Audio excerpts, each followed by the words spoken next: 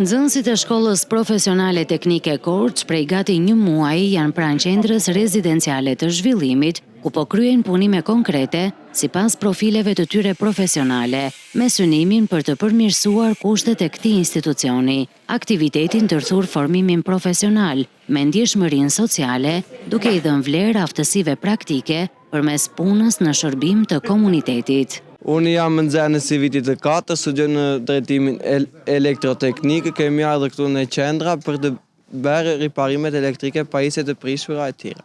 Unë studioj për mekanikë e përgjithshme dhe kemi ardhur këtu bashkë me shokët e klasës për të riparuar sendet që ishin në nevojë për të riparuar. Çfarë keni bërë konkretisht?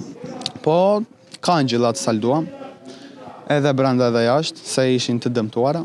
Denada Lame, drejtore e qendrës rezidenciale të zhvillimit, vlerësoi bashkëpunimin e vazhdueshëm me shkollën profesionale dhe angazhimin e të rinjve dhe të stafit pedagogjik. Nxënësit nga profile të ndryshme kanë nxjerrë nevojat e institucionit dhe kanë ardhur pranë qendrës për të ndihmuar në mbarvajtjen e tyre, në bashkëpunim dhe me përfituesit e qendrës tonë, të cilët i kemi angazhuar në këto punime bashkë me nxënësit e shkollës.